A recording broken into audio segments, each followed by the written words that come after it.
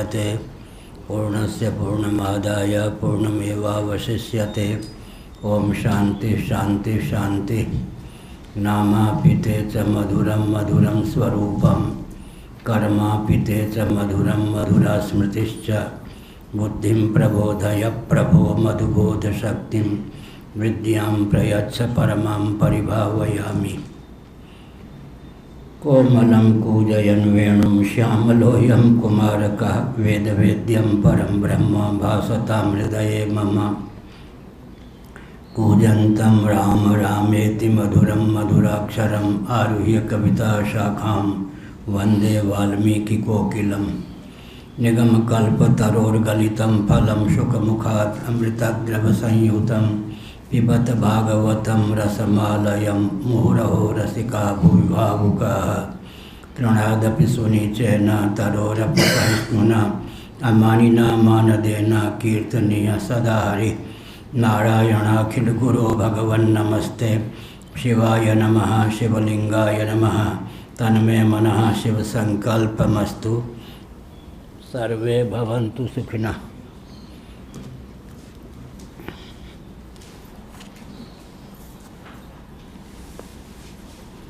हाँ, हो गया मंगलाचरण।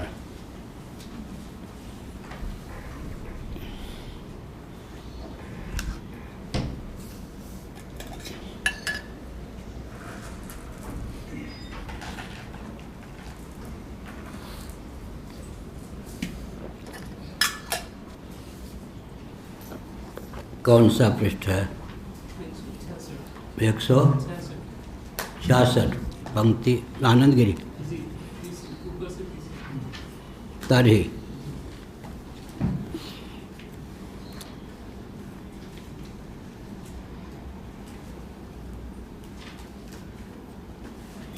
तर्हि श्रवणादि व्यतिरेकेणापि प्रजापते ज्ञानं स्यात् विद्याशंक्याः वेदान्तेति। वेदांत श्रवण मनन निधिध्यासनानां च साक्षात् ज्ञेय विषयत्वात्।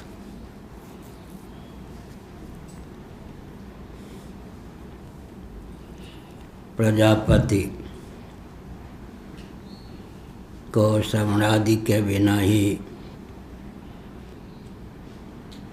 ज्ञान होता है, यह तो आश्चर्य की बात है। यही तो सिद्ध हुआ। तर्हि का अर्थ है प्रजापते श्रवणादि पूर्वक ज्ञानांगीकार। श्रवणादि व्यतिरेकेणापि प्रजापते ज्ञानं स्यात् इत्याशंक्याः वेदान्तेति। वेदांत श्रवण मनन निधिध्यासनानां च साक्षात् ज्ञेय विषयत्वात्। आत्मा वारे द्रष्टव्यः श्रोतव्यो मंतव्यो निधिध्यासितव्यः। याज्ञवल्क्य जी का वचन है बृहदारण्यक में अपनी धर्मपत्नी के प्रति। आत्म तत्व द्रष्टव्य है, श्रोतव्य है, मंतव्य है, निधिध्यासितव्य है। दर्शन श्रवण मनन निधिध्यासन करने योग्य है तो एकमात्र आत्म तत्व ही। यहाँ विधि की छाया है, क्योंकि आत्म तत्व तो साक्षात अपरोक्ष ही है। अत्यंत अप्राप्त को लेकर विधि की प्रसक्ति होती है, अतः यहाँ विधि की छाया है।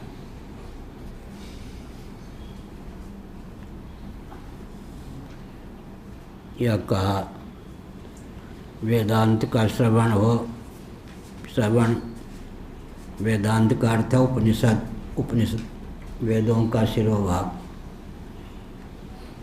फिर युक्तियों का लंबन लेकर श्रुत अर्थ मत हो जाए। श्रुत मत मनन का परिणाम है मत। इसका अर्थ क्या हुआ? युक्तियों की प्रधानता से मनन है, श्रुति की प्रधानता से श्रवण है। आगमिक युक्तियों का आलंबन लेकर मनन करना चाहिए। अनागमिक युक्तियों का आलंबन लेकर मनन संपन्न नहीं होता। निधिध्यासना नाम, निधिध्यासन का अर्थ है बार बार अभ्यास, जिसको ध्यान कहते हैं,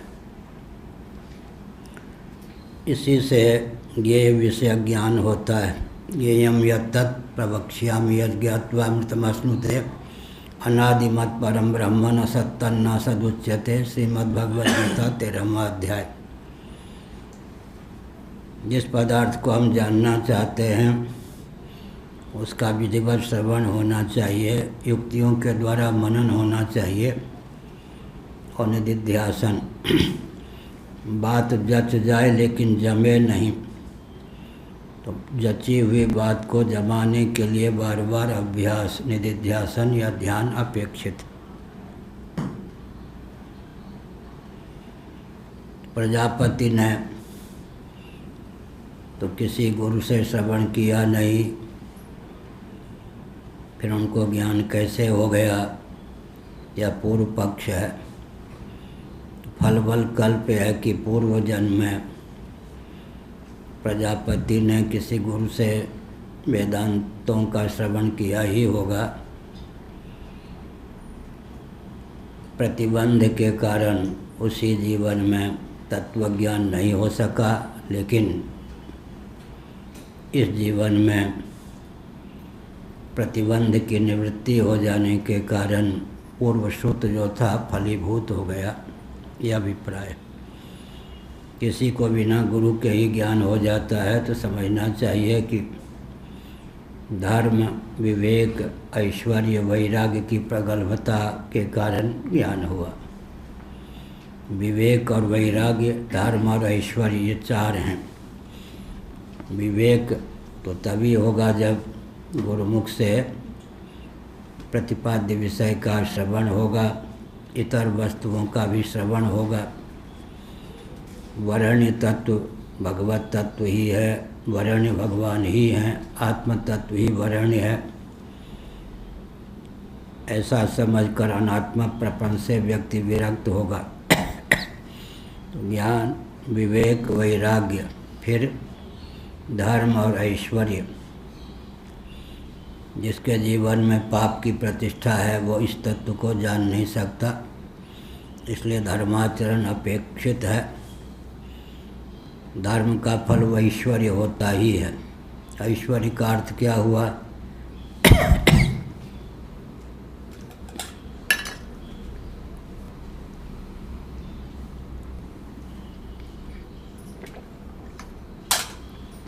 विविध विभूतियों की संपलब्धि का नाम है ऐश्वर्य की प्राप्ति। हमने पिछले दिनों कहा कि जो जिससे विरक्त होता है वह उसका अधिपति होता है, न कि उसके अधीन। लोगों को भ्रम है कि विरक्त जो होते हैं वे कंगाल होते हैं।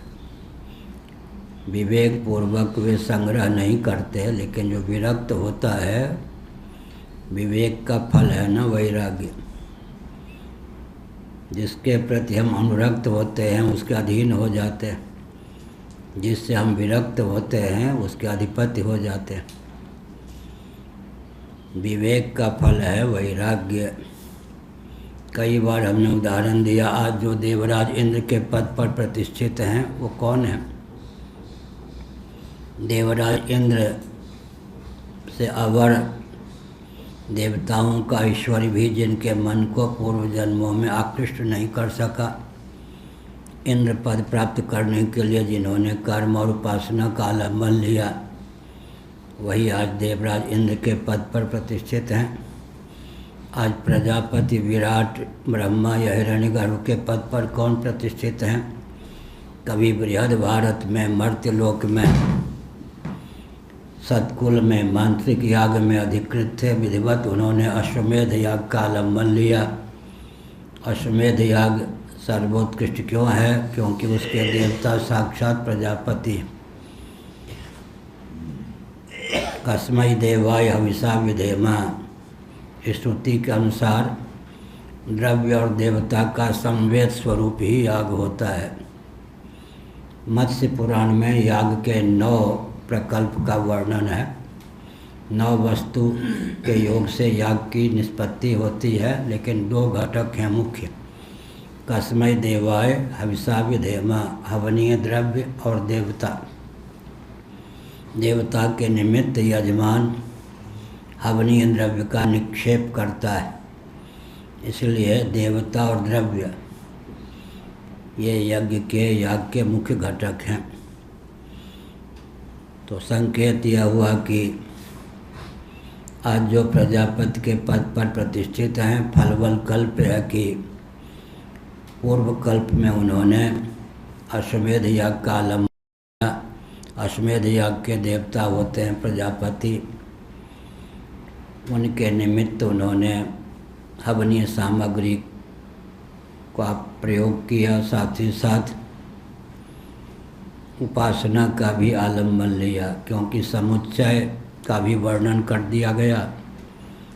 कर्म और उपासना का समुचित अनुष्ठान। विकल्प में कहा गया कि केवल उपासना से भी काम सर सकता है। कर्म का वेग अगर किसी के जीवन में शिथिल है तो केवल उपासना के द्वारा भी वह सिद्धि को प्राप्त कर सकता है। आसक्ति और अहंता उपासना के 2 भेद हैं। जिसमें हम समासक्त होते हैं उसमें हमारी अहमिति कालांतर में जुड़ जाती है। अभिस्वंग इसी को गीता में कहा गया 13वें अध्याय में। आसक्ति के विषय में अहमता अपने आप चिपक जाती है। पुत्र में आसक्ति हुई, पुत्र के बीमार होने पर ऐसा लगा कि मैं ही बीमार हो गया। पत्नी में आसक्ति हुई, पत्नी के बीमार पड़ने पर लगा कि मैं ही बीमार हो गया। आसक्ति का पर्यवसान अभिस्वंग में है। ममतास्पद में अहमता जाकर चिपक जाए, इसी का नाम अभिस्वंग है। तो जिन्होंने पूर्व जन्म में प्रजापति में हूँ, मैं प्रजापति हूँ, इस प्रकार अहंग्रह उपासना की, दैव योग से वह परिपुष्ट होती भी, तो वहाँ प्रश्न है कि पहले से कोई प्रजापति के पद पर प्रतिष्ठित थे, इसलिए उनका पुनर्भव हुआ और यहाँ कल्प के आरंभ में प्रजापति भावापन्न होकर ही उनकी अभिव्यक्ति हुई। अभी हम तात्विक विवेचन के आधार पर प्रजापति से अपने आप को तादात्म्यापन्न समझ सकते हैं, लेकिन प्रजापति का श्री विग्रह जिनको प्राप्त होता है, सर्वजीव घनात्मक सर्वदेव घनात्मक प्रजापति होते हैं। उनको आरंभ से ही अपने श्री विग्रह को लेकर ही अहमिति प्राप्त है। कई बार मैंने उदाहरण दिया, कोई विप्लव आ जाए तो अपने शरीर को लेकर व्यक्ति भागने का प्रयास करेगा, लेकिन प्रजापति का अर्थ क्या हुआ? सर्वजीव घनात्मक सर्वदेव घनात्मक, सभी देवता और सभी जीव जिसमें सन्निविष्ट हैं, ऐसा जो पुरुष विशेष विग्रह युक्त वह प्रजापति होता है, उसकी तादात्म्यापत्ति सब में होती, उसके बाहर कुछ होता नहीं। कल मैंने कहा कि प्रजापति को प्यास लगे तो पानी उसके शरीर के बाहर होगा या अंदर? जब अंदर ही होगा तो प्यास का भ्रम ही होगा या प्यास लगेगी भी? प्रजापति को भूख लग सकती है या भूख का भ्रम हो सकता है, क्योंकि प्रजापति के श्री विग्रह के बाहर कोई भोज्य सामग्री ही नहीं है। ऐसे प्रजापति को भय प्राप्त हुआ, तो भय का निवारण उन्होंने कैसे किया? किससे डरूं, मेरे अतिरिक्त कोई है ही नहीं। पहले भय तो हुआ, अज्ञान मूलक भय उनको हुआ, देहेंद्रीय प्राणांतकरण में तादात्म्यापत्ति के कारण भय हुआ, लेकिन विचार के द्वारा ही उन्होंने अपने भय का निराकरण कर दिया। क्या निराकरण किया? मेरे अतिरिक्त जब कोई है ही नहीं तो किससे डरूं? भय तो दूसरे से होता है। काम क्रोध लोभ भय बिना द्वैत के संभव नहीं। काम का वेग तब होता है जब अपने से भिन्न किसी का अस्तित्व मानते हैं, उस पर लट्टू होते हैं। क्रोध की द्वैतक बुद्धि बिन द्वैत की बिन अज्ञान, क्रोध भी द्वैत बुद्धि के बिना संभव नहीं है, लोभ भी द्वैत बुद्धि के बिना संभव नहीं है। अमुक की वस्तु का अपहरण कर लूँ या यह वस्तु मुझे मिल जाए तो एक यहाँ पर संगोष्ठी हो रही थी, बीकानेर में गोष्ठी के व्यक्ति थे, बीकानेर में है ना, कितने किलोमीटर, लगभग 2000 किलोमीटर तो होना ही है। हाँ, और यंत्र के माध्यम से इतनी दूर पर एक सेब रखा था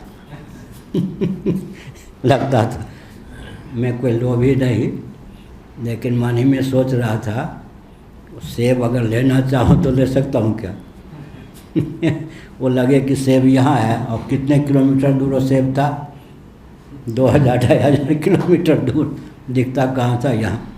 तो उस समय मन में सोच रहा था भूख भी लगी हो, अब कोई चोर न कहे, देने के लिए तैयार भी हूँ, लेकिन इस सेब पर हाथ डालना भी चाहूँ तो इतनी दूरी पर है या 2000 किलोमीटर की दूरी पर, ऐसे ही है। बिना द्वैत बुद्धि के कामक क्रोधादि की अभिव्यक्ति नहीं हो सकती। यह कहा प्रजापति को भूख इत्यादि आया ही है, तो वो क्या पूर्व जन्म के जैसे उन्होंने कहा ना कि प्रजापति को भय हुआ तो भय का निवारण अपनी अद्वितीयता के बोध से कर लिया।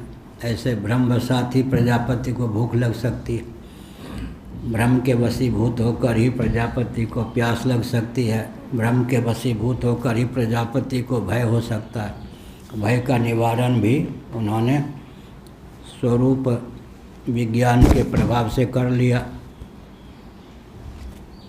केवल द्वैत बुद्धि मूलक मानेंगे, पूर्व जन्म का संस्कार भी जो भी हो, बिना द्वैत बुद्धि के पूर्व जन्म का संस्कार भी जब द्वैत बुद्धि का आधान करेगा तभी तो होगा। वह तभी श्रवणादि व्यतिरेकेणापि प्रजापतिर्ज्ञानम स्यात्। प्रजापति को तो श्रवणादि के बिना भी ज्ञान हो ही सकता है, हुआ तो कहते नहीं। पूर्व जन्म में जो उन्होंने श्रवण मनन निधिध्यासन किया था, प्रतिबद्ध था, वो प्रतिबंध का निराकरण हो गया इस जन्म में, तो स्वतः ज्ञान की अभिव्यक्ति हो गई। ये अभिप्राय श्रवण मनन निधिध्यासन फलीभूत हो गया। इसका अर्थ यह नहीं कि हम प्रजापति का अनुकरण करें, बिना गुरु के ही हमको ज्ञान हो जाए। पूर्व श्रवण मनन निधिध्यासन क्या हो गया, फलीभूत हो गया। यह अभिप्राय प्रजापति को बिना गुरु के ज्ञान हुआ, पूर्व जन्म में तो गुरु किया ही होगा। न तैर बिना ज्ञानम कस्यचिदपि स्यात्। श्रवण मनन निधिध्यासन के बिना किसी को ज्ञान हो जाए, कल्पना मत करें। एक दिन भाई ये सबको भी धूप में देना चाहिए। चींटी आज कितने कहाँ से आ गई। न तैर बिना ज्ञानम कस्यचिदपि स्यात्। वैसे विमला जी जब से प्रतिष्ठित हुई हैं, एक चमत्कार मठ में हुआ। यहाँ पहले हम शाम को बैठते थे, मच्छर बहुत तंग करते थे, चींटी मक्खी मच्छर कुछ भी इस मठ में नहीं दिखाई पड़ते। ये विमला जी की प्रतिष्ठा का हमको अनुभव हुआ। जब से देवी की प्रतिष्ठा हुई, स्वच्छता पहले भी रहती थी, अभी भी, लेकिन तब से मच्छर मक्खी नहीं, तो यहाँ शाम को बैठना बहुत कठिन होता था। तो देवी की प्रतिष्ठा का प्रत्यक्ष फल तो यही है, मच्छर मक्खी, हाँ ये सब। एक पुजारी यहाँ सिगरेट चुपके से बीड़ी पीता था। शाम के समय देवी प्रकट होकर एक चाटा मारा उसको, और 2 दिन तक बेहोश रहा वो। फिर लोगों को बताया और फिर भगा यहाँ से तो अपने पुजारी अगर चुपके से बीड़ी पी ले तो देवी प्रकट होकर चांटा भी मार देते, यहीं की घटना भी न तैर बिना ज्ञानम कस्यचिदपि स्यात् प्रजापतेस्तु जन्मांतरे श्रवण वसादिदानीम अनुस्मृत वाक्यात् तदुत्पत्ति इति शेषः। श्रवण मनन निधिध्यासन के बिना किसी को भी ज्ञान नहीं हो सकता। प्रजापति को तो हो गया, तो जन्मांतरी जो श्रवण मनन निधिध्यासन था उसकी अनुस्मृति के बल पर प्रजापति को ज्ञान हुआ। इसका अर्थ है कि प्रजापति को भी बिना श्रवण मनन निधिध्यासन के ज्ञान नहीं हुआ। पूर्व जन्म में जो श्रवण मनन निधिध्यासन था प्रतिबद्ध था, इस जन्म में प्रतिबंध का निराकरण हो गया। कल परसों मैंने कहा था 3 जन्म द्विवचन प्रमाण, ऐसा भी होता। कल ये भी कहा था बहुनाम जन्मनाम अन्ते ज्ञानवान माम प्रपद्यते। परमात्मा सर्वांतर्यामी सर्वेश्वर किसी एक कर्म या कर्मों के समुदाय को लक्ष्य बनाकर संकल्प करते हैं, इस जीव को अमुक कर्म या अमुक कर्मों के फलस्वरूप इतने जन्मों की प्राप्ति हो। अब अंतिम जन्म में ही तत्व ज्ञान होगा। उससे पहले जो श्रवण आदि करेगा, प्रतिबद्ध रहेगा, व्यर्थ नहीं जाएगा। इसीलिए कहा प्रजापते है आदरणीय, यही हुआ ना? नहीं, वो ये श्रवण वसादिदानीम अनुस्मृत वाक्या तदुत्पत्ति। श्रवण के वश विभूत होकर, अर्थात पहले श्रवण किया था, इस जीवन में उसकी अनुस्मृति हुई। उस अनुस्मृति के कारण, अनुस्मृत वाक्य के कारण क्या हुआ? तत्व ज्ञान की अभिव्यक्ति हो गई, भय का निवारण हो गया, आत्मा के अद्वितीयत्व का बोध स्फुरित हो गया। तरी श्रद्धादिकमपि प्रतिबंधक निवर्तकत्वेन प्रजापतेरादरणीयं तन्निवृत्ति मंत्रेण ज्ञानोत्पत्त्यनुपत्ते इत्याशंक्या पापादिति। पापादि शंकर भाष्य नीचे से दूसरी पंक्ति, पापादि प्रतिबंधक क्षय च आत्मा मनसोर्भूतार्थ ज्ञान निमित्त स्वभाव्यात् तत्वरार्थ ज्ञाने निमित्तानां स्वाभाविकत्वात् यह है। पापादि जो कहा, पाप 1, अनैश्वर्य 2, अविवेक 3 और वैराग्य 4। अब विधिमुख से बोलेंगे तो धर्म 1, ऐश्वर्य 2, विवेक 3, वैराग्य 4। यह हुआ। पाप का क्षय हो जाने पर ज्ञान की अभिव्यक्ति हो जाती है। उपलक्षण है पाप का क्षय हो गया, अविवेक का क्षय हो गया, रति का क्षय हो गया, अनैश्वर्य का क्षय हो गया, तत्व ज्ञान की अभिव्यक्ति हो जाती है। प्रतिबंधक की निवृत्ति चाहिए। कल परसों मैंने उदाहरण दिया, एक बीज है, अंकुर भावापन्न हो गया, लेकिन ऊपर पत्थर पड़ा हुआ है, आगे वह वृक्ष का रूप, लता का रूप धारण करने में समर्थ नहीं है। प्रतिबंधक पाषाण को हटा दिया, अब उसको ऊपर उठने का, आगे के प्रक्रम का अवसर प्राप्त हो गया। ऐसे ही कभी कभी पुनर्जन्म से ही प्रतिबंध का निवारण हो जाता है। कभी कभी पुनर्जन्म से ही प्रतिबंध का निवारण हो जाता है। जैसे राजर्षि भरत मृग हो गए, फिर जड़ भरत ब्राह्मण हो गए। मृग हो कर के तो श्रवण क्या करते, जड़ भरत हो के भी श्रवण कहाँ किया किसी से? अपने पिता ऋषभदेव जी से जो उन्होंने भरत शरीर में श्रवण किया था। प्रारब्ध के वशीभूत होकर 2 अतिरिक्त जन्मों की प्राप्ति हुई, लेकिन जब उन्हें ब्राह्मण कुल में जड़ भरत का शरीर प्राप्त हुआ तो बिना श्रवण के ही पूर्व श्रवण फलीभूत हो गया। यह इस जीवन में कोई गुरु की आवश्यकता नहीं हुई। ऋषभदेव जी ने जो उनको उपदेश दिया था उसके फलस्वरूप ही जड़ भरत जी को प्रतिबंध का निवारण हो जाने के कारण ज्ञान फलीभूत हो गया। पापादि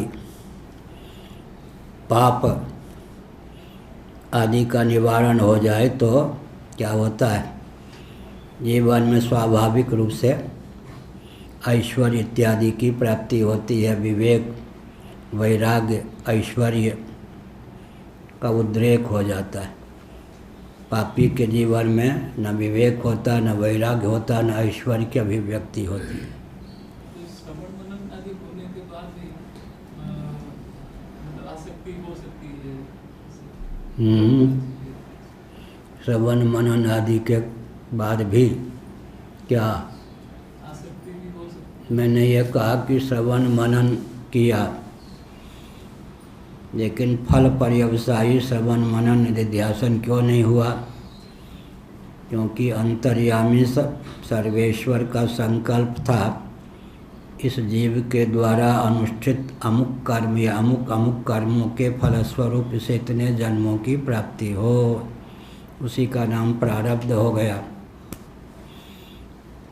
अंतिम जन्म में ही श्रवण मनन इत्यादि फलीभूत होगा। अब आसक्ति की बात परसों मैंने बताया, योगा भ्रष्ट किसको कहते हैं?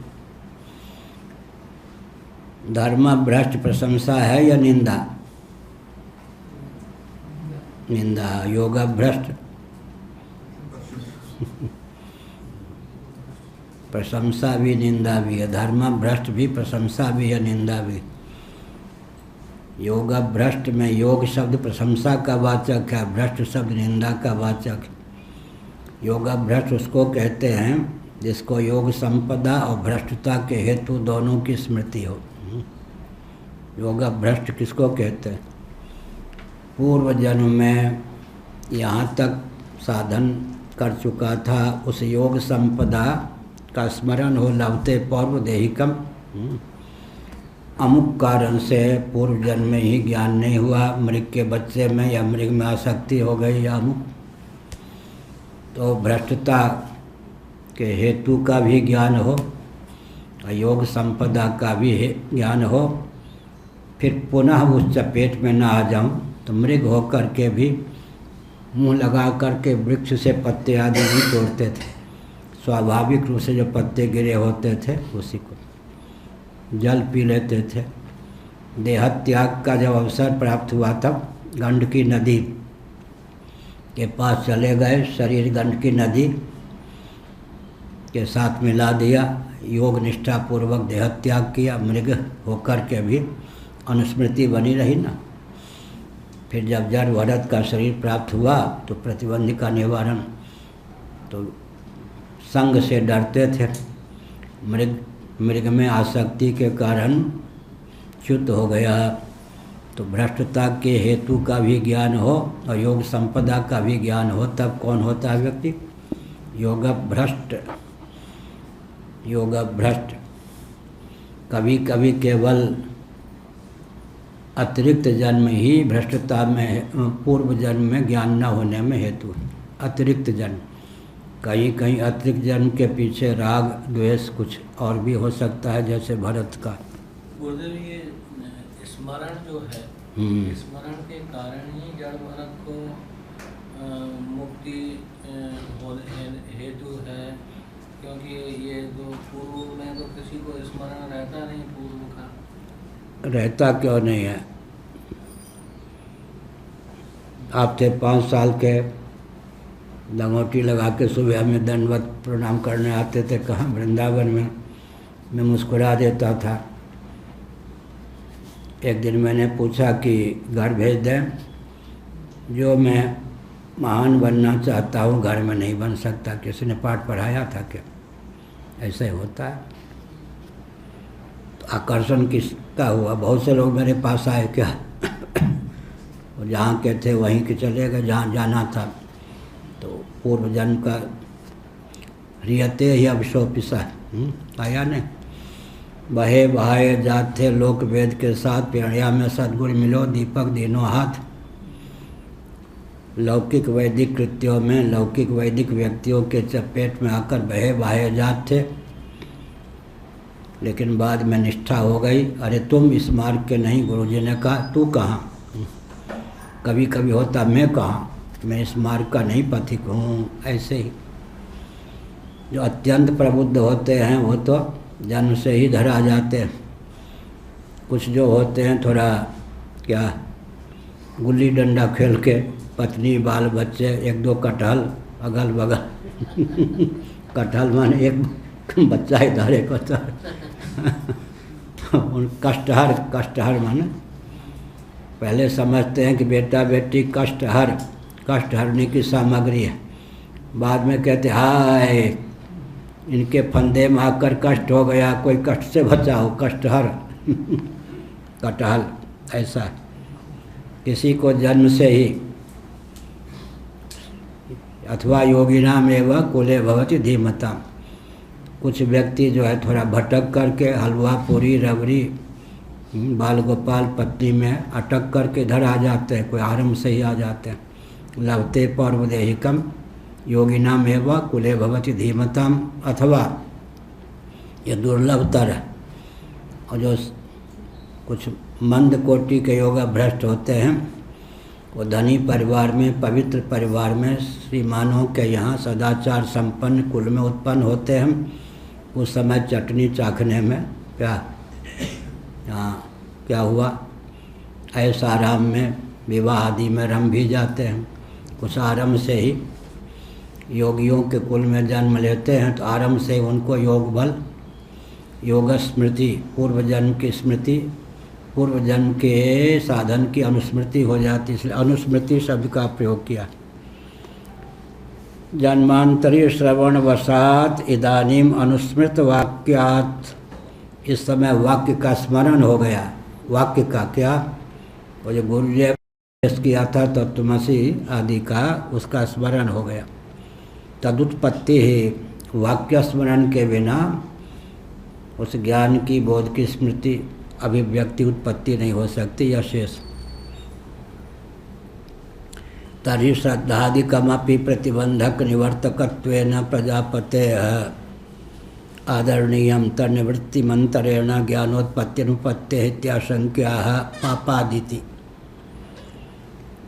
या का दूसरी पंक्ति भाष्य की नीचे पापादि प्रतिबंधक क्षय चात्मा मनसोर भूतार्थक ज्ञान निमित्त स्वाभाव्यात्। या का तभी श्रद्धादिकमपि प्रतिबंधक निवर्तकत्वेन।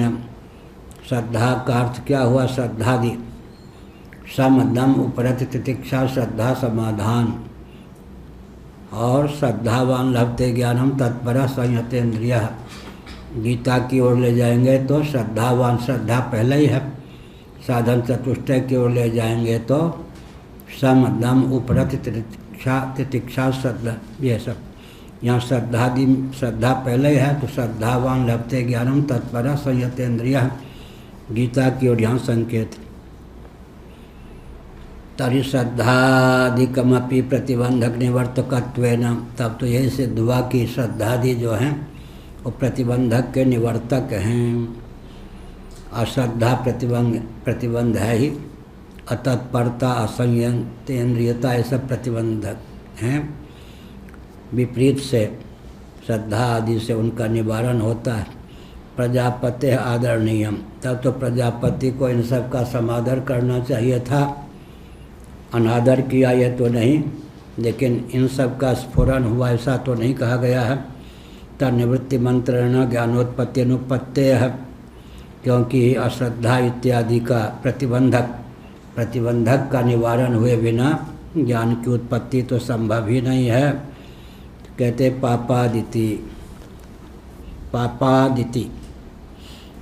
पापादि प्रतिबंधक क्षय। पापादि प्रतिबंध का क्षय हो जाने पर ऐसा हुआ। तत्वार्थ ज्ञान निमित्तानां स्वाभाविकत्वात् इत्यर्थः। तत्वार्थ ज्ञान निमित्तानां स्वाभाविकत्वात् इत्यर्थः। पापादि का अपनोदन हो ही जाता है। यही सब प्रतिबंधक हैं। पापादि में पहले कह दिया पाप, और क्या है, अविवेक, अवैराग्य और अनैश्वर्य। ऐश्वर्य क्यों कहा? ऐश्वर्य का बहुत महत्व है। अहिंसा की प्रतिष्ठा किसी के जीवन में है तो उसका फल क्या होगा? उसके सानिध्य में परस्पर लाग डांट रखने वाले भी हिंसक हिंसा छोड़ देंगे। सत्य का फल क्या है? सत्य बोलने वाला जो झूठ नहीं बोलता है उसकी वाणी यथावत हो जाती है, अर्थ को भी उत्पन्न कर देती है। घट को पट कह दे तो घट पट हो जाए। ऐसे अस्तेय की प्रतिष्ठा किसके जीवन में है? चोरी नहीं करता है, मन से भी बाहर से भी, तो रत्नों की उपलब्धि होती है। जो चोर होते हैं, लोभी होते हैं, चुराने की या लेने की भावना होती है, उनकी दृष्टि से ऐश्वर्य तिरोहित हो जाते हैं। जो चोर नहीं होता, चोरी की भावना या लोभ की भावना नहीं होती है, उसकी दृष्टि में ऐश्वर्य प्रकट हो जाते हैं। ऐसे अपरिग्रह, जिनके जीवन में अपरिग्रह होता, संग्रह की भावना नहीं होती, विश्व की विभूतियाँ प्रकट हो जाती, उनको भय नहीं होता कि ये कहीं लपक न। जिनके जीवन में ब्रह्मचर्य की प्रतिष्ठा ठीक ठाक होती है, उनके जीवन में विश्व की जो विभूतियाँ हैं, सौंदर्य है, वो सब नृत्य करने लग जाते हैं, क्योंकि उनको इनसे खतरा नहीं होता। जिससे खतरा होता है वो लक्ष्मी जी को जो चाहते थे, लक्ष्मी जी ने उनके गले में जयमाला नहीं डाली। भगवान विष्णु मस्तमौला चादर होकर ऐसे लेटे थे, तो लक्ष्मी जी ने सोचा ये वर्ण करने योग्य। आजकल जो लड़कियां होती हैं वो पत्नी ढूंढती हैं या पति? पत्नी ढूंढती है। ऐसा पति के नाम पर हो जो यस मैन हो, उठ तो उठ, बैठ तो बैठ। लक्ष्मी जी ने पति ढूंढा। आजकल की जो लड़कियां हैं वो पत्नी ढूंढती। ऐसा कोई पति मिले, चलो चाट पकौड़ी खाने चल, सिनेमा देखने चल। ऐसे इसलिए पहले जो पति ढूंढा करती थी, अब पत्नी ढूंढा करती। लक्ष्मी जी ने पति ढूंढा या नहीं? तान दुपट्टा, उनसे भी उपराम होकर जो आराम कर रहे थे, भगवान विष्णु के गले में माला डाल दी, और जो उनको चाहते थे उनसे विरत हो गई, उनको नहीं दी माला। ऐसे निमित्तत्वात् ये कहा पापक्षय होने से। आत्म मनसोर मिथा संयुक्तयो संबंधी यत् पापम तत्कार्यम च रागादि तस्या भेदज्ञानोत्पत्तौ प्रतिबंधस्य पूर्वोक्तेन न्यायेन क्षय सति। यह कहा आत्म मनसोर मिथा संयुक्तयो संबंधी यत् पापम। पाप का उदय कब होता है? जब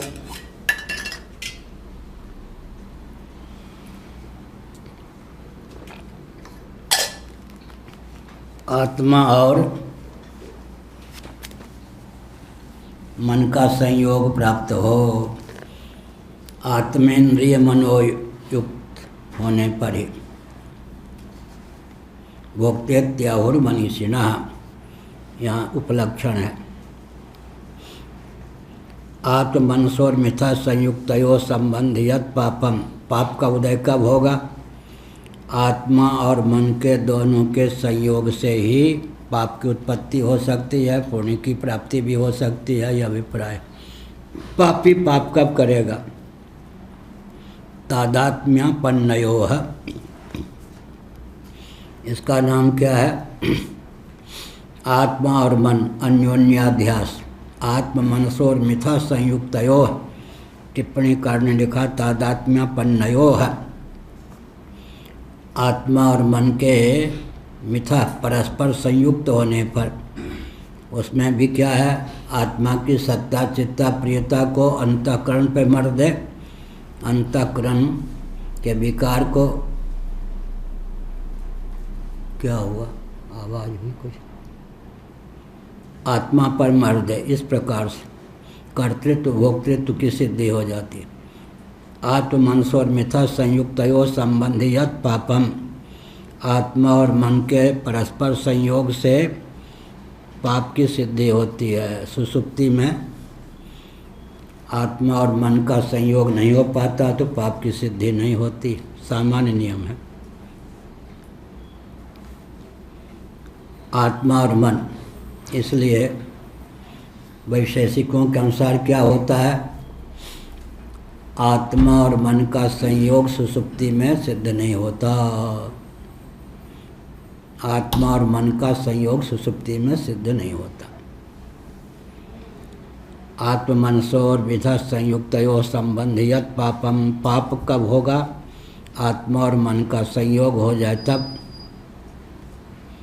तत्कार्यम च रागादि, पाप के कार्य हैं रागादि। अब दोनों कह सकते हैं क्या,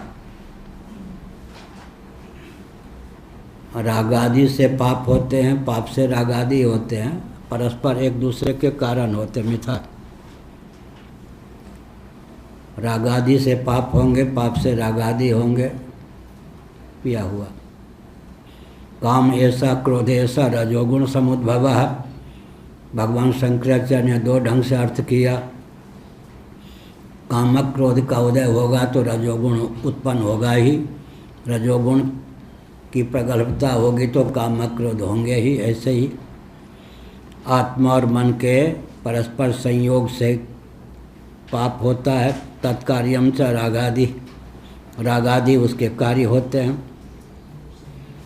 पापी के जीवन में रागादि होता ही है और रागादि संपन्न के जीवन में पाप होता ही है। तस्या भेद ज्ञानोत्पत्तौ प्रतिबंधस्य पूर्वोक्त न न्यायेन क्षय सति। ऐसे आत्मा और ब्रह्म के एकत्व का विज्ञान हो जाने पर प्रतिबंध का क्षय हो जाता है। ऐसी स्थिति में फिर आत्मन संयोग की भी निवृत्ति हो जाती है। तब क्या होता है, आत्मा की तादात्म्यापत्ति मन से न हो करके अपने मौलिक स्वरूप ब्रह्म से हो जाती है, तो रागत द्वेषादि का प्रश्न ही नहीं।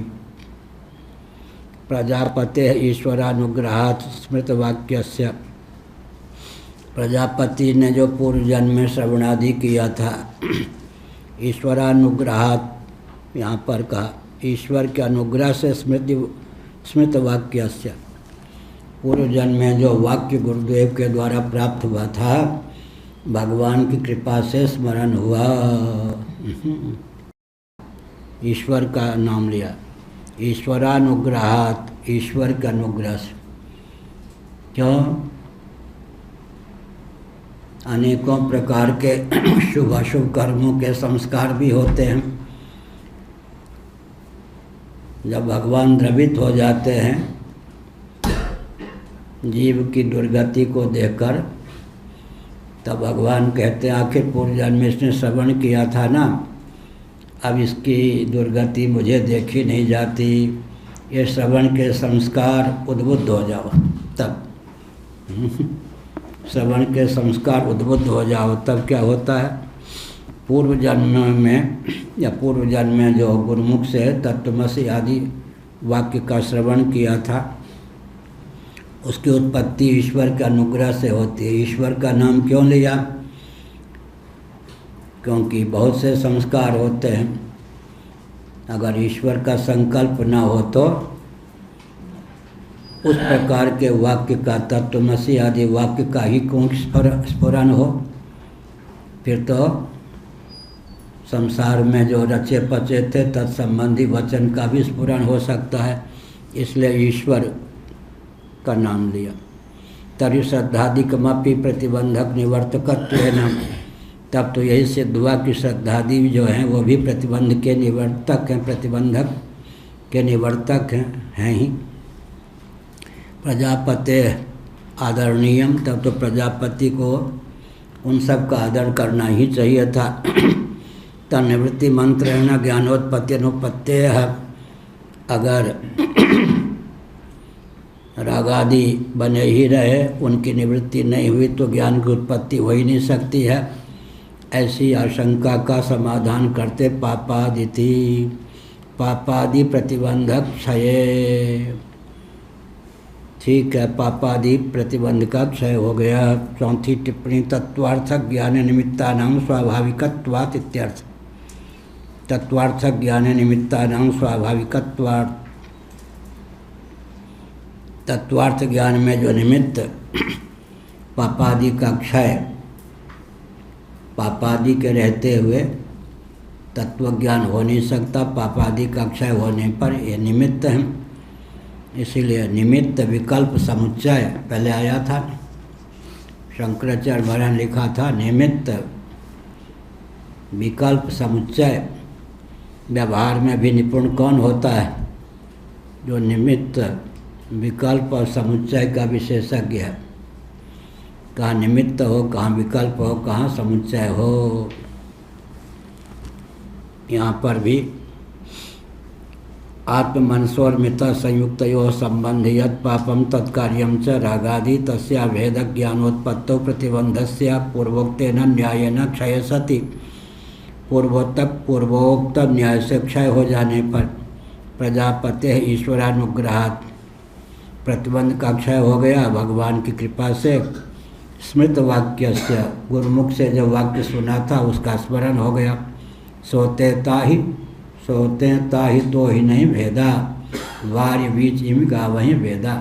सोते ताहि तो ही नहीं भेदा। तुलसीदास जी ने महावाक्यों को कैसे गुम्फित कर दिया।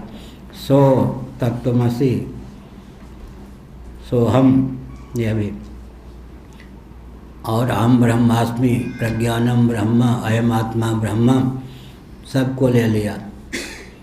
पंजाब में क्या कहते हैं? असी ब्रह्म तुसी ब्रह्म। अहम ब्रह्मास्मि तत्वमसि को पंजाबी लोग क्या कहते हैं? असी ब्रह्म तुसी ब्रह्म। मैं भी ब्रह्म तू भी ब्रह्म, ऐसा दुरुपयोग नहीं करना चाहिए। लेकिन असी ब्रह्म तुसी ब्रह्म। तुलसीदास जी ने क्या कहा? सो तैं ताहि तो ही नहीं भेदा। सो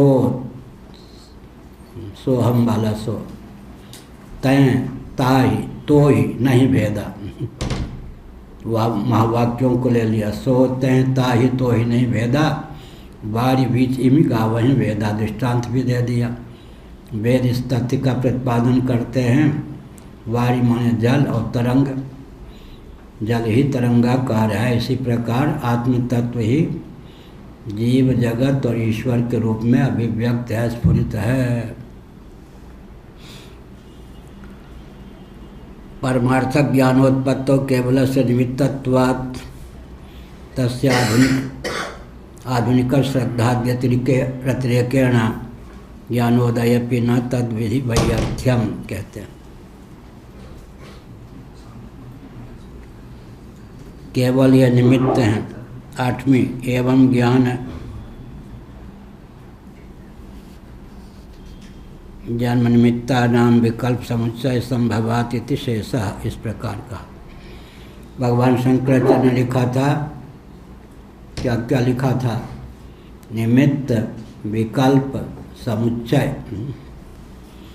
व्यवहार में भी जिसको तीनों का ज्ञान होता है, निमित्त, फिर क्या है? विकल्प, फिर क्या है? समुच्चय। निमित्त विकल्प समुच्चय का जो मार्मिक होगा, विद्वान होगा, पारखी होगा,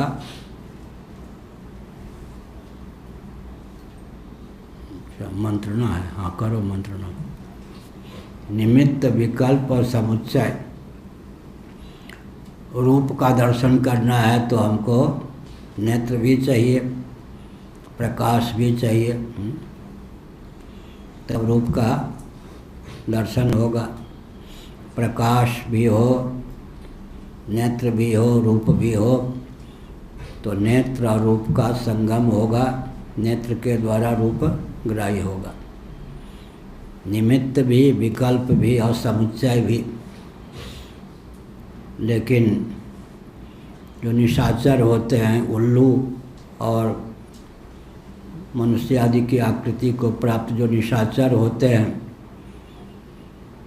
उनके जीवन में विचित्र क्षमता होती है कि प्रकाश का काम अंधकार ही कर देता है। अंधेरी रात में भी उनको रूप का दर्शन हो जाता है। उनकी आँखों के लिए तमिस्रा राति या अंधकार क्या है? प्रतिबंधक नहीं है, निमित्त में भी ना। योगियों को न नेत्र मूंद करके भी रूप का ज्ञान हो जाता है क्या?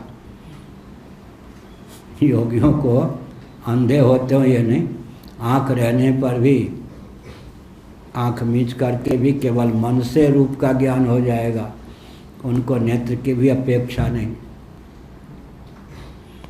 और मैंने कल परसों चौथे रोज तीन दिन बताया, और जो योगी हैं उनको वाक से भी वस्तु का ज्ञान हो जाता है, रूप का। पश्यंती नामक जो वाक है, उस वाक से भी उनको ज्ञान हो जाता है, वाणी से देख लेते हैं।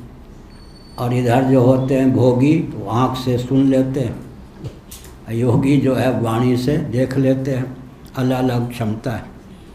तो निमित्त को लेकर भी, विकल्प को लेकर भी और समुच्चय को लेकर भी किसके जीवन में क्या क्षमता है। क्या अब कोई समझे कि लो कहीं हमारी धारा उधर न चली जाए, अभी हम मन से कहाँ रहते हैं, जहाँ तालिबान लोग रहते हैं उनसे युद्ध करते रहते हैं, स्नान घर आदि में समय मिल जाए तब। तो क्या है, इनके पास न बम है, न गोले हैं, न बारूद है, न सैनिक हैं। क्या सीमान वाले, न बम है, न गोले हैं, न बारूद हैं, न सेना है, कुछ नहीं।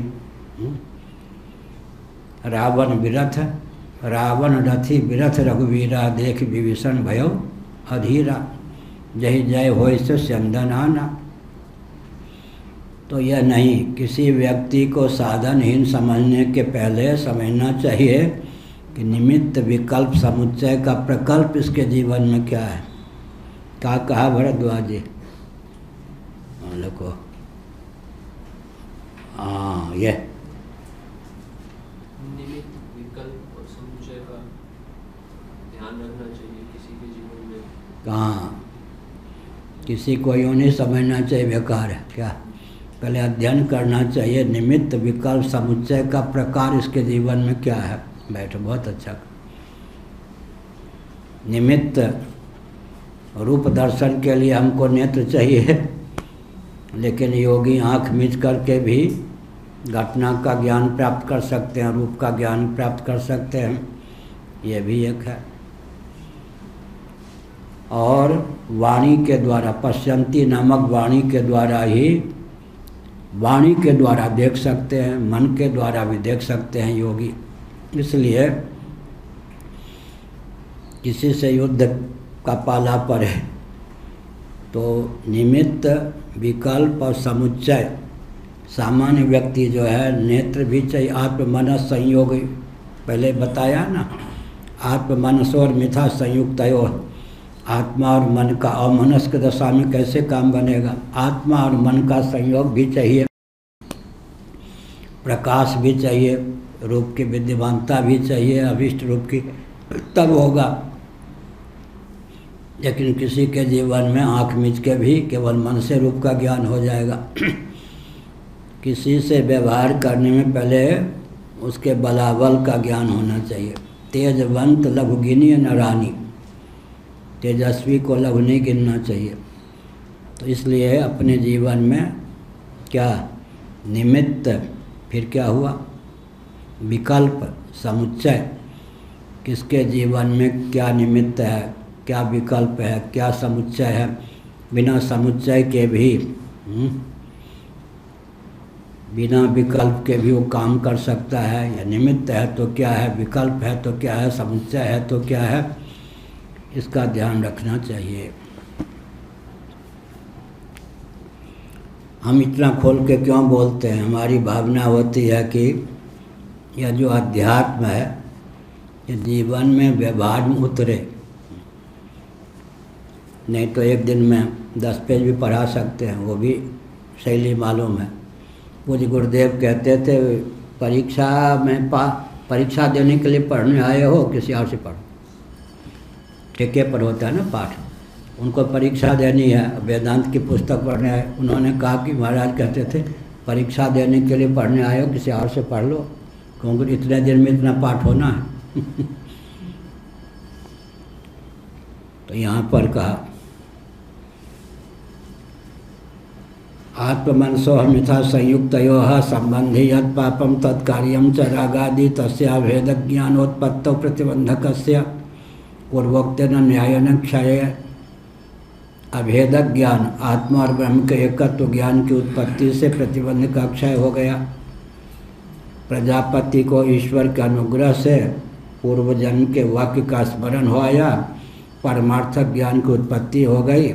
केवल से निमित्तत्वात् तस्य आधुनिक श्रद्धाद्यतिरेकेण ज्ञानोदयपि न तद्वयी विधिवैयर्थ्यम।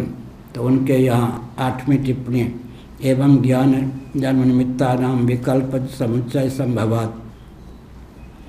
ज्ञान की अभिव्यक्ति के लिए जो भी निमित्त विकल्प समुच्चय सबका एकीकरण हो गया।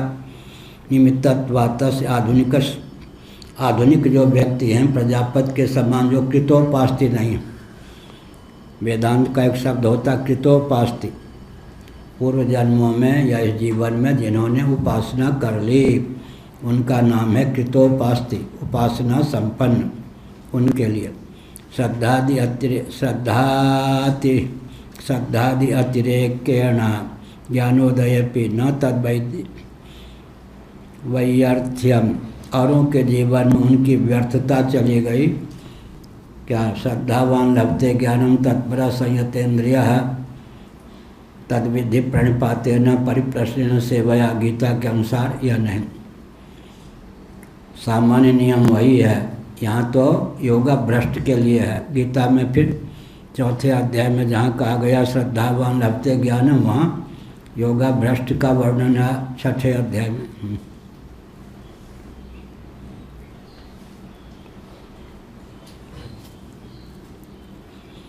अस्माकं तद्वसादेव तदुत्पत्तेः। भगवान शंकराचार्य महाराज की शैली में आनंद गिरि जी ने जहाँ तक बन सके अपने आप को विशिष्ट रूप से प्रस्तुत न करके, भगवान शंकराचार्य जी ने भी लिखा था अस्माकम। लेकिन हम जो सामान्य व्यक्ति हैं, तो शंकराचार्य थोड़े सामान्य व्यक्ति थे। सामने वाले को क्या समझते हो ऐसा कहेंगे, बेचारे का हौसला ही पस्त हो जाएगा। एक वो ओवरसियर थे मथुरा, ये मथुरा बीच में, हाँ हाँ, एक ओवरसियर थे। पत्नी कुछ करे, किससे बात करती है मालूम नहीं, मैं इंजीनियर हूँ, ओवरसियर हूँ। बेटा बात करे तो, बेटी बात करे तो। अब वो आते थे मेरे पास वृंदावन में। एक दिन उनकी पत्नी आई, मेरे पतिदेव को समझाइए, ओवरसियर जी हैं, मुझसे बात करते, किससे बात करती हो? बेटा कुछ पूछे, किससे बात करते हो? घर में ओवरसियर होके घर बर्बाद कर रहे हैं। अब प्रधानमंत्री कहें किससे बात करते हो? मैं प्रधानमंत्री बोलो जी। तो बीमारी हो गई ना फिर। हाँ, अब कलेक्टर के गोद में बच्चा हो, तोतली वाली किससे बात करता है? तो मैं कलेक्टर हूँ, कलेक्टर से ऐसे बात की जाती, तो घर चलेगा क्या? तो हमने कहा भाई घर में कलेक्टर बनोगे तो बहुत सी चीज़ें हैं ना। पुलिस विभाग के व्यक्ति वर्दी और ड्यूटी के नाम पे जो काम कर देते हैं बाहर, घर में करें तो घर नरक होगा या स्वर्ग। लेकिन पुलिस वालों को विवेक तो होना चाहिए कि समाज भी घर है। जज और वकील जो कोर्ट कचहरी में काम कर देते हैं, घर में करें, बहू रानी को 4 कोहरे, पत्नी को आजीवन कारावास, बिटिया को फांसी की सजा। तो इन लोगों को क्या ड्यूटी के नाम पे जो बवाल मचाते हैं ये, उनको ये भूल जाते हैं कि क्या है, समाज भी एक परिवार है भाई। घर में कलेक्टर बन के रहे, एसपी बन के रहे, इंजीनियर बन के रहे तो काम चलेगा। इसलिए अस्माकं तद्वसादेव तदुत्पत्तेः वाक्य तात्पर्यादि ज्ञानम सर्वेषामेव ज्ञान साधन माचार्य आदिशु पुनर्विकल्प समुच्चया वित्यर्थ। हम लोग जो सामान्य व्यक्ति हैं, प्रजापति के समान जो कृतोपास्ति नहीं है, उनके लिए तो विवेक भी चाहिए, वैराग भी चाहिए, षट संपत्ति भी चाहिए, मुमुक्षा भी चाहिए, श्रवण भी चाहिए, मनन भी चाहिए, निधिध्यासन भी चाहिए। उनको तो एक साथ मिल गया सब कुछ। क्या अस्माकं तद्वसादेव तदुत्पत्ते वाक्य तात्पर्यादि ज्ञानम सर्वेषामेव। हमारे लिए तो सब चाहिए, जितनी योग्यता है नहीं है तो आगे क्या करें। श्रवण मनन निधिध्यासन जितने अंशों में नहीं है उसको पूर्ण करें। जिनको पहले हो चुका है, केवल प्रतिबंध से जन्म हो गया, उनको गुरु की आवश्यकता नहीं पड़ी, श्रवण की आवश्यकता नहीं पड़ी। पूर्व उपदिष्ट जो वाक्य था उसने प्रकट होके क्या कर दिया, बोध करा दिया। तो उनके देखा देखी हम भी गुरु आदि से उपराम हो जाएं, क्या उचित नहीं होता है। चलो यहाँ तक आके फिर बात नीचे चली गई। ठीक,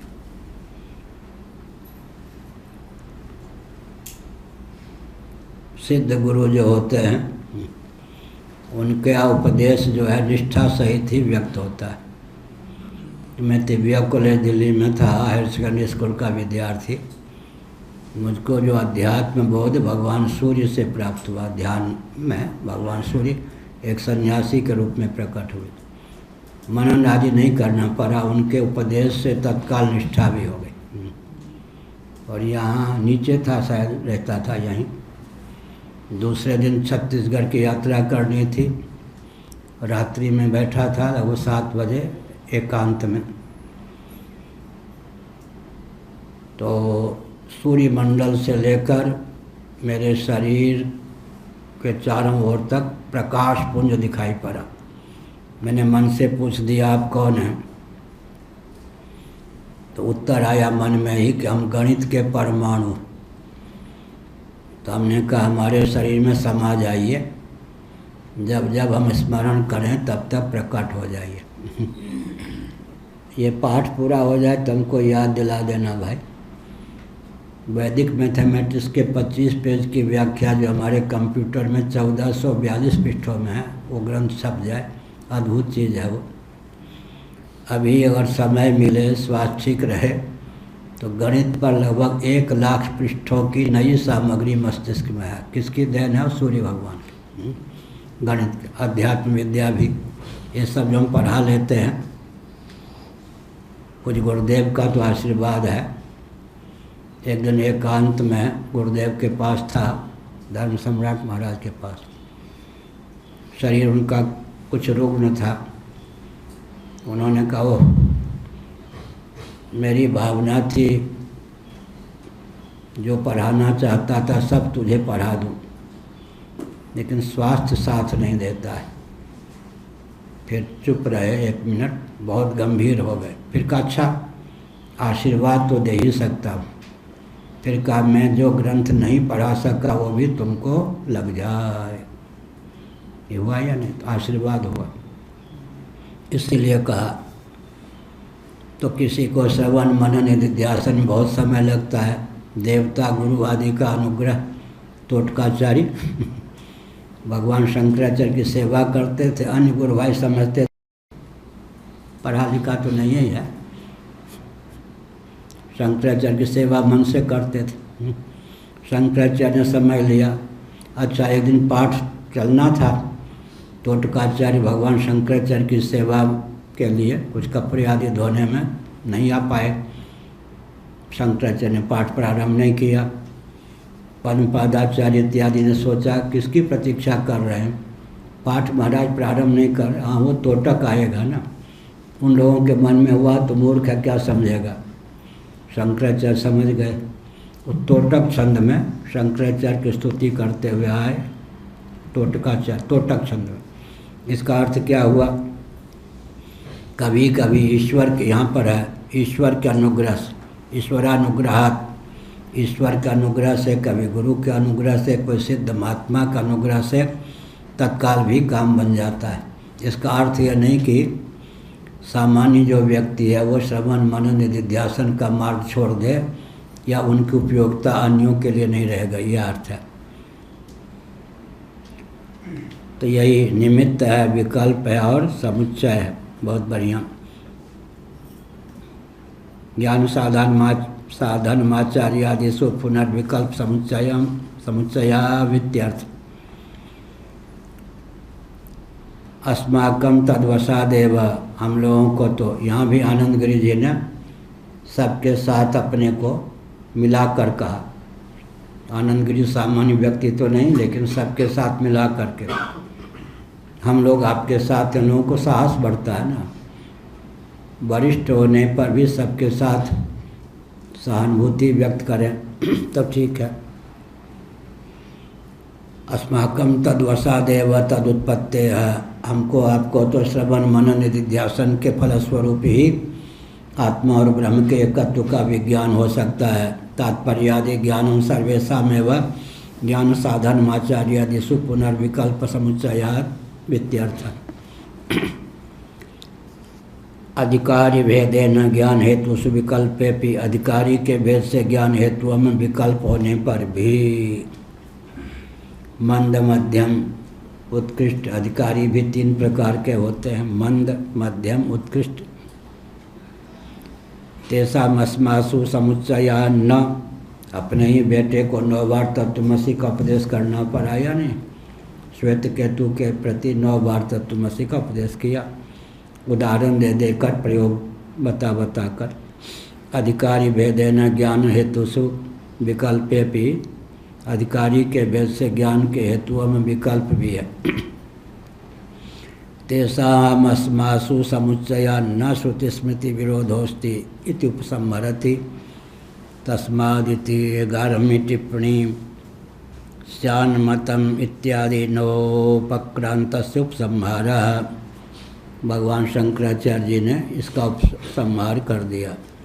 अधिकारी भेदेन ज्ञान हेतुषु विकल्पेपि तेषाम् अस्मासु समुच्चया न श्रुति स्मृति विरोधोस्ति। हमारे आपके जीवन में तो उनका क्या हुआ जी? हेतु का, ज्ञान हेतुषु, हेतु माने निमित्त, ज्ञान के निमित्तों में एक, विकल्प 2 और समुच्चय 3।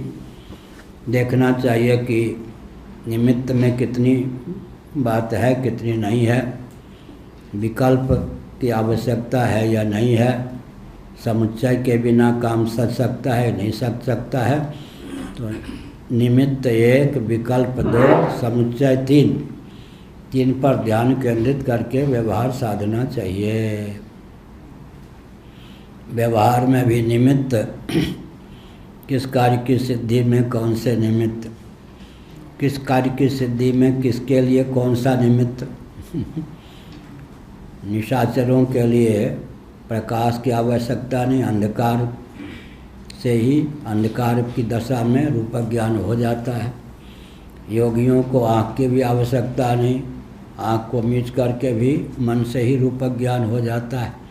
ऐसे योगियों को शब्द के द्वारा, परावाक के द्वारा ही विषय का ज्ञान हो जाता है।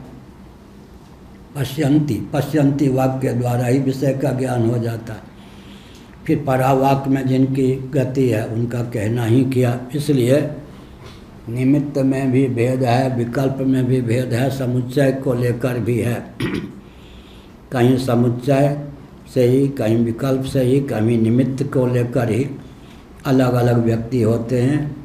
तो सामान्य नियम कहीं खंडित नहीं होता। हम लोगों के जीवन में तो ज्ञान हेतुषु विकल्पेपि तस्मात् तेषाम् अस्मासु समुच्चयात् न श्रुति स्मृति विरोधः। निमित्त 1, विकल्प 2 और समुच्चय 3 सामान्य ढंग से बात कही गई। अपवाद स्थल किसी किसी के जीवन में हो, अतिरिक्त बात है। श्रद्धा को लिए थे, हाँ, श्रद्धा को ऐश्वर्य के अंतर्गत ही लेते। श्रद्धा शब्द का अर्थ है तैत्तरीय उपनिषद के वार्तिक में सुरेश्वराचार्य जी ने किया, सत्य में आस्था का नाम श्रद्धा। श्रद्धावान लभते ज्ञान, सत्य में आस्था का नाम है श्रद्धा। क्या प्रश्न था आपका? ऐश्वर्य के अंतर्गत ही रखेंगे श्रद्धा को यहाँ पे? विवेक, वैराग्य और धर्म, ऐश्वर्य चार दिया। चार में सदैश्वर्य संपन्न कहते हैं, नाम ही ऐश्वर्य। क्या नामा का नाम ऐश्वर्य है? किसका नाम? पंजाबी कहेंगे नामा। ऐश्वर्य सदैश्वर्य संपन्न वो है भगवान। सदैश्वर्य संपन्न है या नहीं? तो कहाँ लिखा है? विष्णु पुराण के अनुसार भगवान सदैश्वर्य संपन्न है। ऐश्वर्य से समग्र से ज्ञान वैराग्य ये सब धर्म ये सब, तो ऐश्वर्य में सदैश्वर्य में ज्ञान भी है वैराग्य भी है, ये सब समग्र ऐश्वर्य भी है। सदैश्वर्य संपन्न भगवान होते हैं।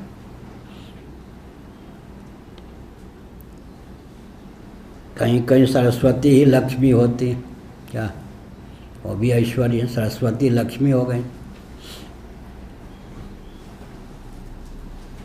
राजा तो अपने देश में अपने क्षेत्र में ही पूछ सकता है, और विद्वान सरस्वती की जिस पर कृपा है वो कहीं भी जाके पूछ सकता है। क्या है?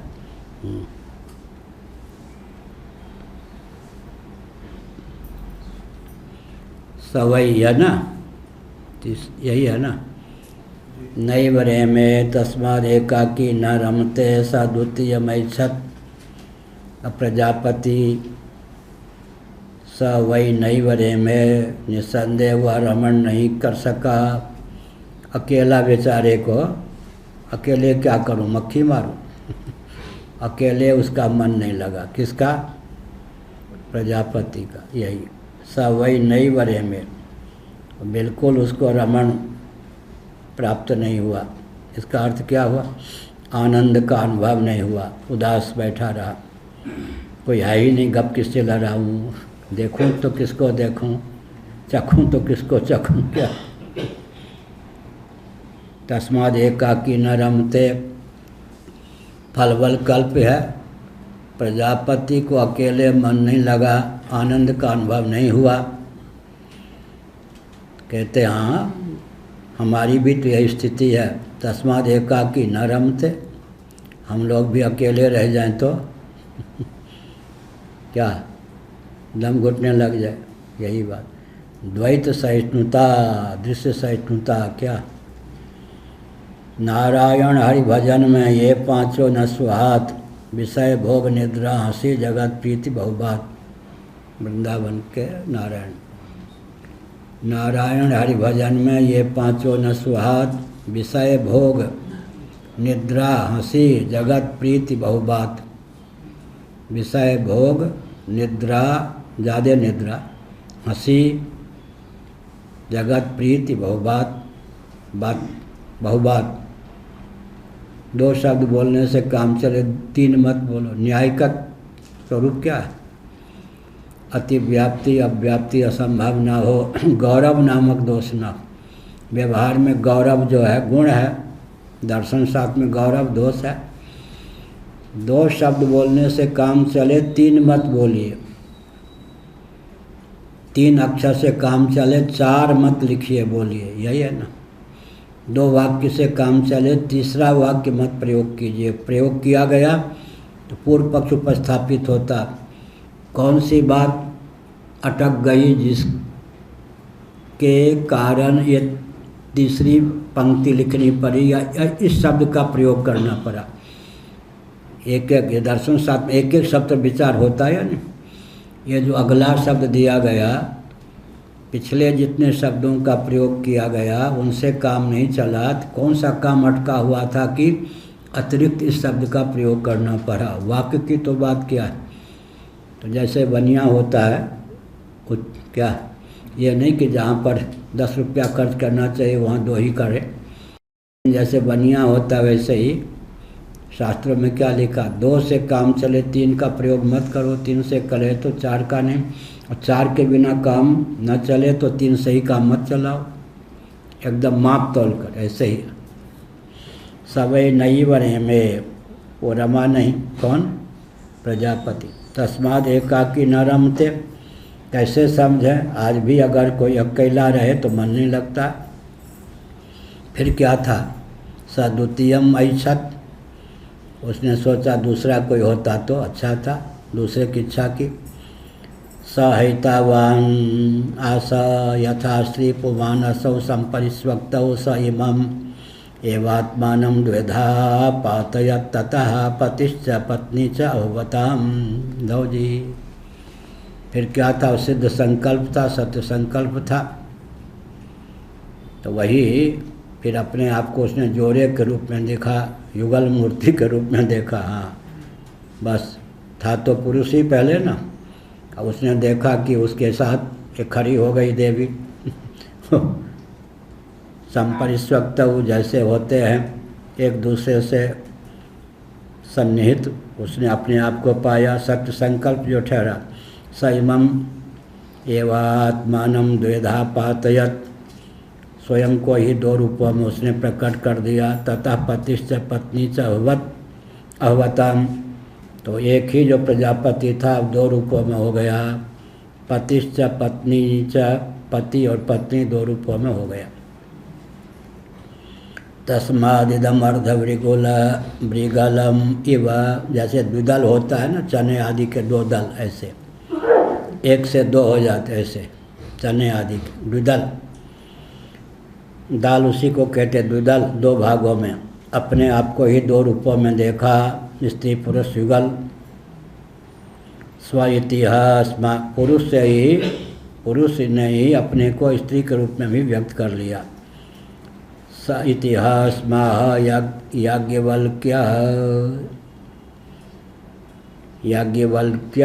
ये वल्क माने कथन, याज्ञवल्क्य, वल्क्य हो गया, याज्ञवल्क्य, यज्ञ का वक्ता, वल्क्य हो गया वक्ता के अर्थ में।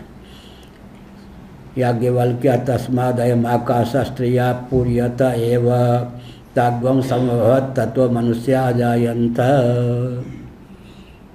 द्विदल अन्न जैसे हो जाता है, अकेला पुरुष अर्धद्विदल के समान है, अर्धद्विदल, ऐसा याज्ञवल्क्य ने कहा। पुरुष का अर्ध आकाश, अर्धभाव सूना सूना सो लगता था, स्त्री रूप से परिणत हो गया।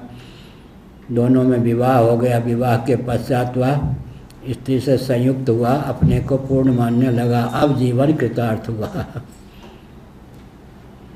इस प्रकार जब वो मिथुन माने युग्म तत्व के रूप में युगल मूर्ति में प्रकट कर दिया उसने अपने आप को, तब क्या हुआ, उससे मनुष्य की उत्पत्ति हुई। मनु शत्रुपा हो गया, वही ना, शत्रुपा माने अपने आप को सैकड़ों रूपों में, अनंत रूप में, असंख्य रूप में अभिव्यक्त करने की जिसको क्षमता प्राप्त है वो शत्रुपा। मनु माने प्रजापति, शत्रुपा माने कौन, प्रजापति के संकल्प से स्त्री रूप में जो उसकी अभिव्यक्ति हुई वही शत्रुपा है। अब बेटी हुई या नहीं तो ये सांसारिक गाथा नहीं है। पहले जो भी सृष्टि की उत्पत्ति मानते हैं, मूल में तो एक ही मानना पड़ेगा ना। अब एक जो 2 हो जाएगा तो लौकिक व्यवस्था के अनुसार पिता पुत्री कहेंगे, या वहाँ तो संकल्प से ही 1-2 हो गया ना, ऐसे इस प्रकार हुआ। विवाह हो गया उसका, फिर उसने क्या किया, अपने को संयुक्त माना, पूर्ण माना, अर्थात अब जीवन सार्थक हुआ। बताया ना, वृंदावन में एक बाबा रासलीला देख रहे थे, वो करते हैं ना नाटक मंडली वाले, उनको हुआ श्री कृष्ण भगवान को कहा, वो जो भगवान ब्रजवासी बालक बने थे, बालक ही बने थे, गोपियाँ भी बन जाती हैं, तो उन्होंने सोचा आपके तो इतने हमें अरे एक भी नहीं, सच्ची बात। तो बाबा फिर अंत में क्या हो गए, गृहस्थ हो गए। भगवान ने मनोरथ पूर्ण कर दी। आप तो इतने के साथ नाच रहे हो, हमारे एक भी नहीं। बस वो रासलीला उनके लिए बस रसातल पहुंचाने वाली हो गई। और एक दिन हमने बताया, उड़ीसा के एक संत थे, दिल्ली में हमको मिले थे, अब जीवित हैं या नहीं पता, नाम वाम नहीं मालूम। भगवान ने उनकी रक्षा की। उन्होंने उर्वशी को पत्नी बनाना चाहा, अनुष्ठान शुरू किया। थे उड़ीसा के ही संत थे। तो हमको बताया, महाराज एक दिन उर्वशी तो क्या मिली, ऐसे विकराल भयंकर, एकदम 50 हाथ की औरत आ गई, इतने इतने बड़े दांत खाने के लिए। फिर वो कांप उठा मैं, फिर कहा कि स्त्री की फिर भावना करेगा तभी खा जाऊंगी, हम नहीं चाहिए स्त्री। यूँ भगवान ने कहा कि उड़ीसा के संत थे वो, कि हमको बचा दिया भगवान ने, चाहते थे उर्वशी आ गई कोई राक्षसी। या ऐसा क्यों हुआ, आगे आएगा। आगे आएगा क्या, ये जो एक से अनेक, एक से अनेक, एको हम बहुश्याम जीव, ये जो कर्म है ना, ये भी व्यक्ति के जीवन में भाव के क्या होते हैं, उपोद्बलक होते हैं। समष्टि जीव घनात्मक, समष्टि अधिदैव देव घनात्मक प्रजापति का स्वरूप है ना। असंख्यों जीव स्थावर जंगम प्राणी उसके शरीर में सन्निहित थे, उनको अभिव्यक्त करने वाले कर्म थे। वो कर्म ने ही उनके जीवन में इस प्रकार का संकल्प प्रकट किया। ओम पूर्णमदः पूर्णमिदं पूर्णात् पूर्णमुदच्यते पूर्णस्य पूर्णमादाय पूर्णमेवावशिष्यते। ओम शांति शांति शांति।